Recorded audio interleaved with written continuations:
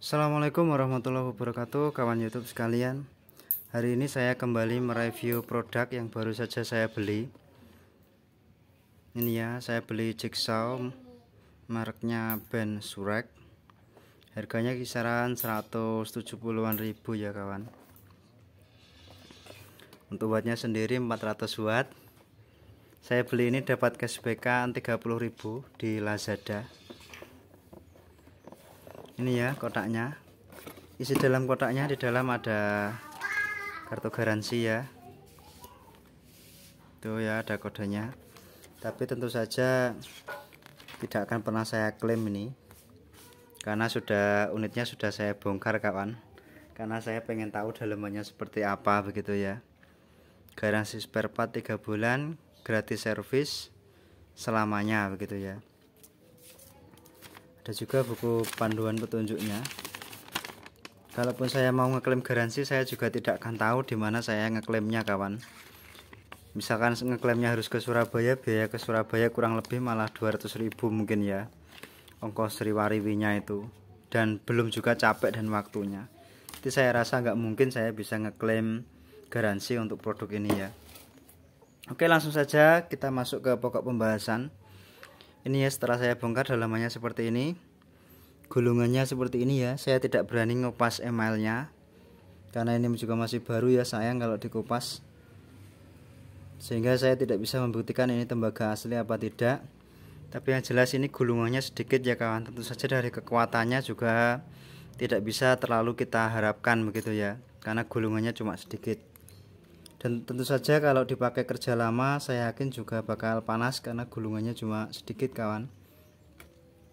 Ini untuk bagian statornya ya kawan, bagian statornya. Terus untuk review yang kedua yaitu untuk bagian carbon brush. Di sini masih pakai carbon brush ya kawan. Carbon brushnya tersembunyi kawan, di sini lokasinya. Seperti ini ya, model seperti ini. Jadi modelnya masih seperti ini ya. Masih model-model yang seperti ini. Tentu saja kita akan kesulitan dalam proses penggantian carbon brush baru. Tidak seperti gerinda ya. Kalau gerinda kan kita tinggal melepas mur yang ada di sana ya. Ya, untuk carbon brushnya tentu saja tidak semudah gerinda ya dalam lepas pasangnya atau penggantiannya, karena kita harus melepas lebih banyak baut di sini. Kemudian untuk rotornya kawan, ini sudah variabel speed ya kawan. Ini ada bagian variabelnya. Tadi sebelum saya bongkar sudah saya coba sedikit ya kawan. Untuk speed 1-2 itu lemah ya kawan. Kalau untuk potong kayu keras hanya bisa mungkin untuk potong triplek. Jadi harga segitu saya rasa cuma bisa difungsikan untuk potong triplek. Dan getarannya juga lumayan ya kawan. Di sini ada grease-nya atau stempetnya. Nah, saya bongkar itu karena saya mau menambah grease kawan. Karena ya saya yakin model mesin-mesinnya seperti ini itu pasti gesekannya besar ya. Karena dia begini ya kawan posisinya. Ini muter begini. Ketika ini muter nanti dia akan naik turun begitu ya, posisi di sini, posisi di sini, naik turun begitu ya, jigsaw ya. Terus di sini karena seperti ini kawan, dia tidak ada pengimbangnya kawan. Jadi dalam putarannya itu tidak ada pengimbangnya, sehingga getarannya juga saya yakin akan kencang ya untuk getarannya, karena di sini tidak ada bandul pengimbangnya ya kawan. Jadi ketika momentumnya ke bawah, ini misalnya ke bawah, ini semua besi yang ada di sini ke bawah semua begitu. Ketika ini ke atas juga ke atas semua. Jadi getarannya itu tidak ada pengimbangnya sama sekali. Ini ya kawan. Sekarang kita akan coba rakit kembali ya seperti semula. Sebelumnya mungkin kita posisikan dulu. Nah, ini juga yang agak sulit ya kawan. Jadi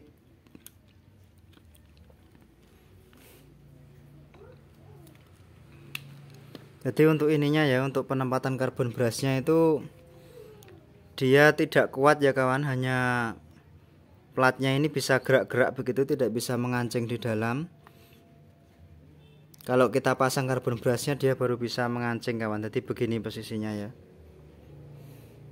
Kita bisa tempatkan untuk karbon brasnya begini ya kawan.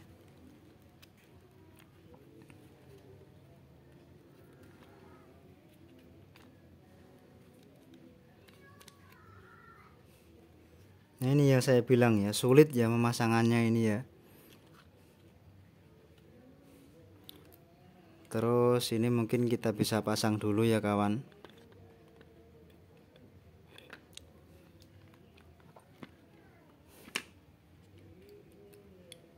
Saya takut ini luka ya, apa itu emailnya.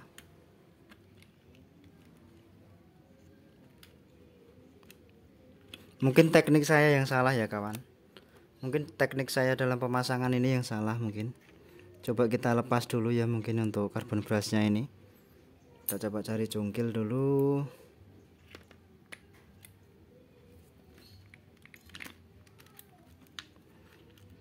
Mungkin kita harus pasangkan dulu untuk rotornya ya kawan, baru bisa masang karbon brush mungkin.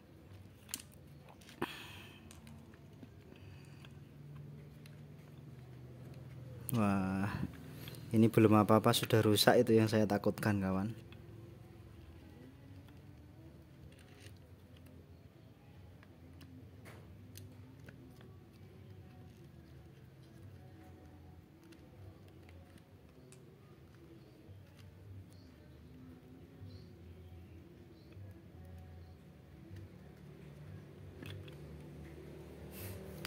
Maaf ya kawan, ini saya juga pemula, ini baru pertama kali bongkar alat yang seperti ini.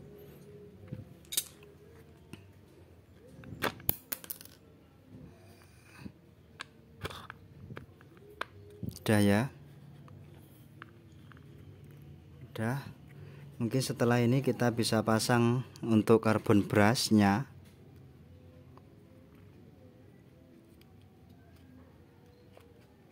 Ini yang saya bilang ya, susah sekali ya dalam instalasi alat seperti ini.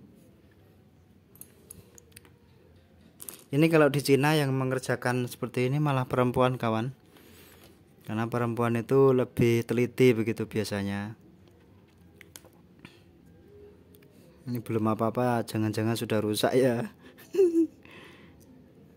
Mbah.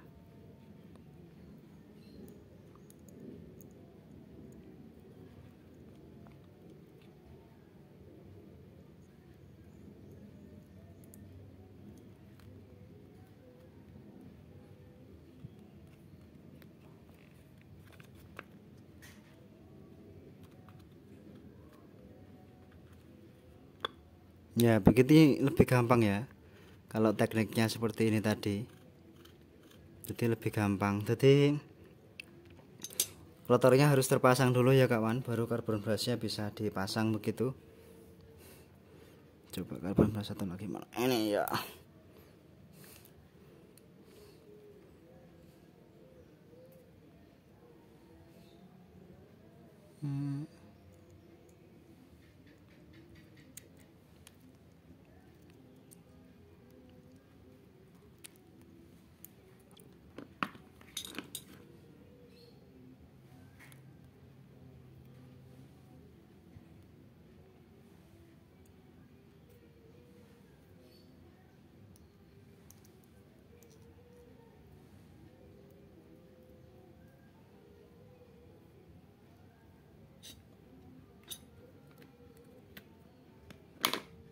Udah ya, begini ya posisinya ya. Posisinya begini.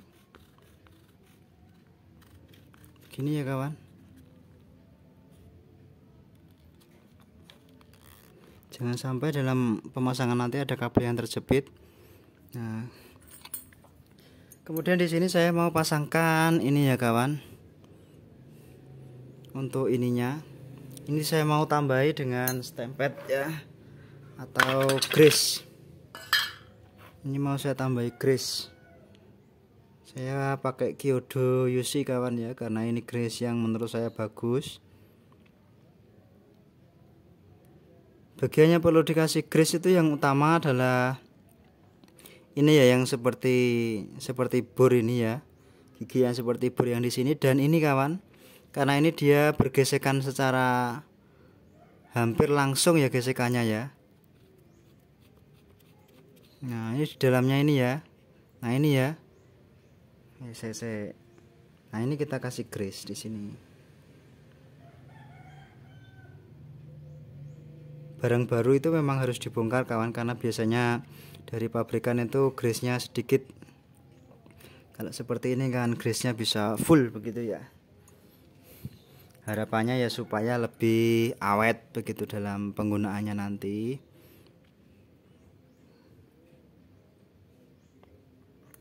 Gini ya kawan. Ini letaknya di sini.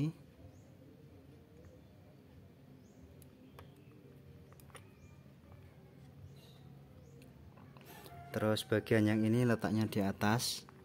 Ini sebagai bracket ya, untuk menahan bagian besi yang berputar ini tadi. Ini juga kita kasih grease kawan ya.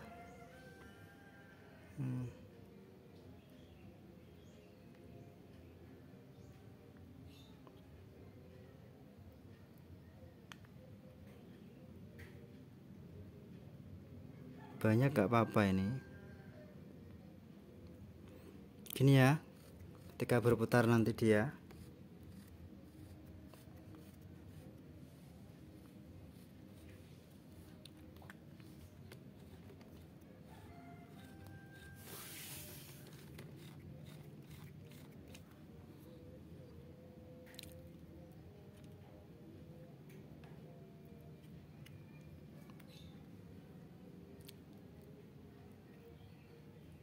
Ini memang harus banyak ya untuk grease-nya, karena dia bergesekan langsung ini.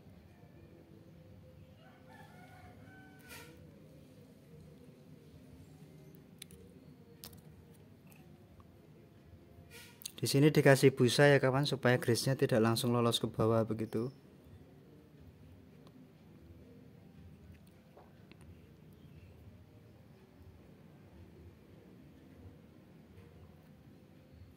Nah, ini sudah cukupan ya, tidak terlalu banyak juga tidak terlalu sedikit.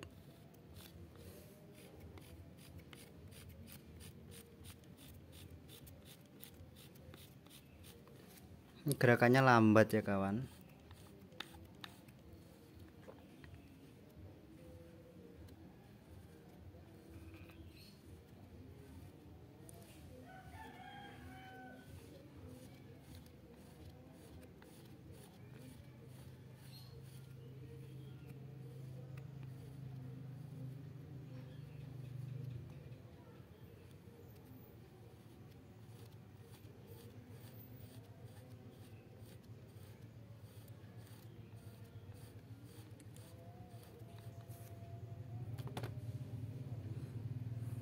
Udah ya, sekarang kita akan coba rakit untuk ini. Saya rasa untuk grease-nya ini sudah cukup.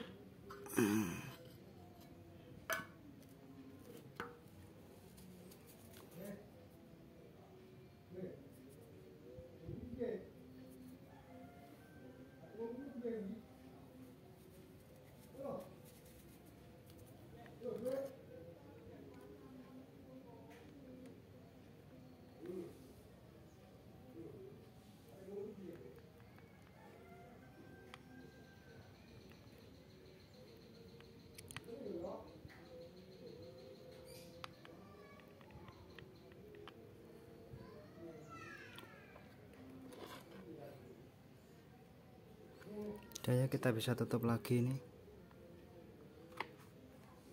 Oh ya maaf, ada yang lupa ya kawan. Ini ya,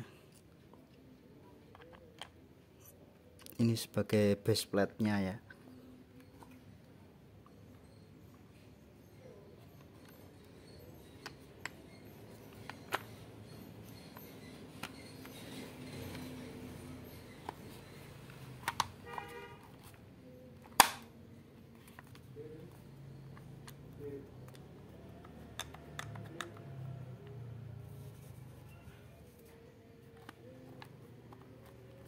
Bentar ya, saya ngambil obeng dulu.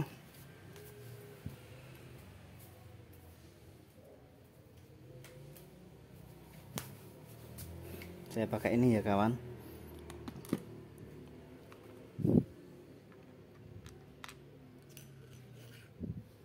Ini ada satu yang panjang.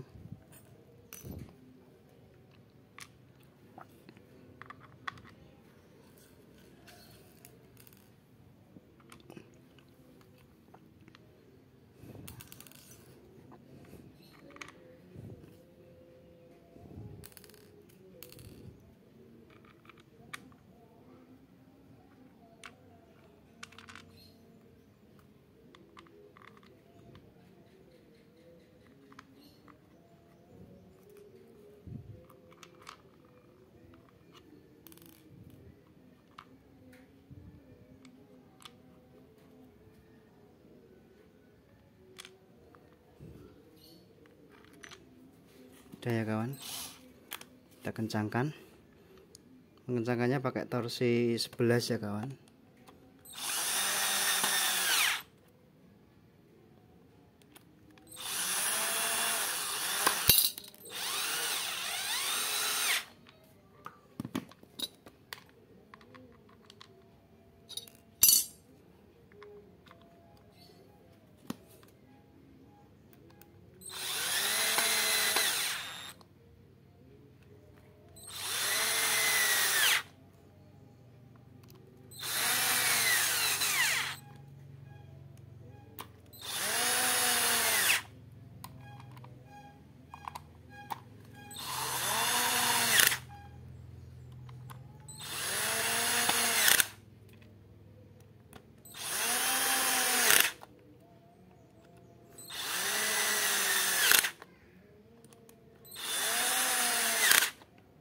Enaknya pakai bor itu ini ya, jadi torsinya bisa terarah begitu ya kawan. Sekarang kita tinggal pemasangan terakhir, yaitu pemasangan untuk base plate nya. Ini masih model kunciannya masih seperti ini ya kawan, jadi masih biasa. Ini getarannya juga saya yakin pasti besar ya kawan. Ini belum pernah saya coba kawan ya. Sudah pernah saya coba tadi sebentar, maaf ya, lupa ya.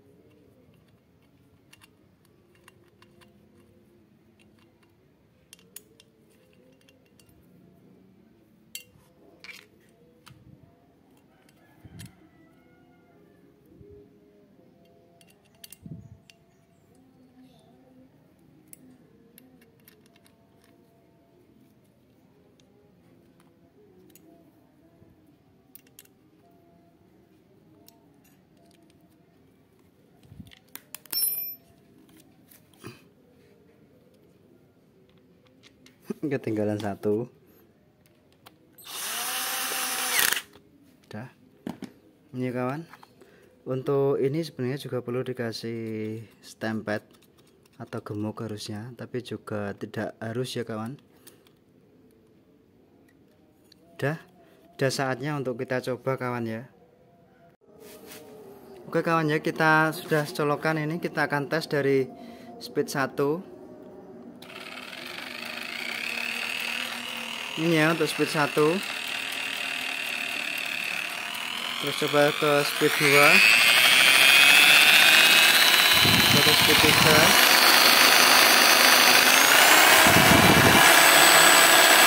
getarannya begini ya kawan, speed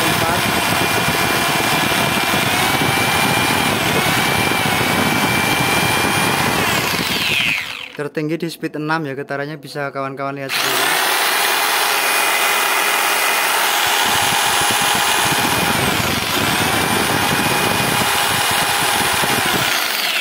Hebat ya untuk getarannya ya kawan ya. Sekarang coba kita akan tes untuk penggergajian. Di sini saya akan coba gergaji kayu seperti ini ya kawan.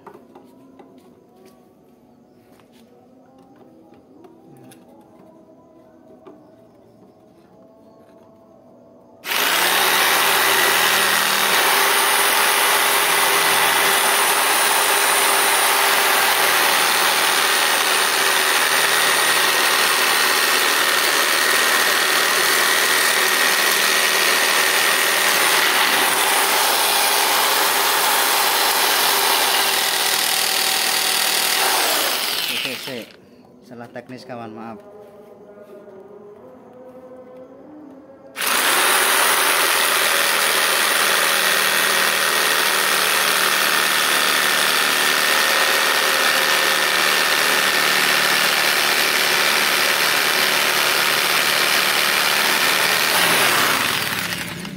Bisa ya kawan, yang penting bisa gergaji aja dulu. Hasil potongannya halus ya kawan, karena ini lama proses penggergajiannya. Kemudian untuk triplek, tadi saya sudah coba, hasilnya bisa rapi begini ya melengkungnya.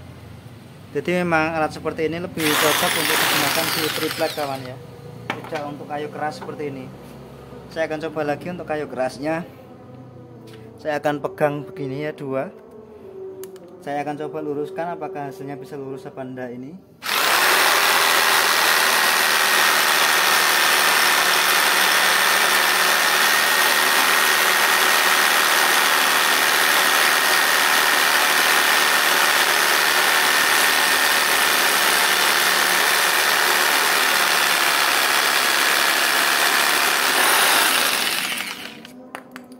Udah ya, sudah saya pegang tangan dua, tapi hasilnya masih tetap menceng begini ya kawan ya. Itu ya mungkin kelemahan alat ini. Jadi kita karena modelnya itu hanya kancingan baut seperti ini, kita akan kesulitan dalam meluruskan hasil potongan begitu ya. Kita harus selalu melihat garis begitu ya. Jadi harus selalu melihat garis, tidak bisa melihat dari base plate-nya begini. Jadi kalau misalnya kita kasih penggaris panjang begini, hasil ininya tidak akan tetap lurus mungkin ya. Ya mungkin itu saja review saya kali ini. Jadi memang alat seperti ini karena harganya cuma segitu, hanya bisa difungsikan mungkin secara maksimal dalam pemotongan triplek ya, atau duplek atau multiplek ya. Kok duplek sih ya, multiplek ya, maaf ya. Ya lumayan bagus lah ya, lumayan lah ya untuk harga segitu. Ini juga tipis ya kawan. Udah, saya akhiri. Wassalamualaikum warahmatullahi wabarakatuh.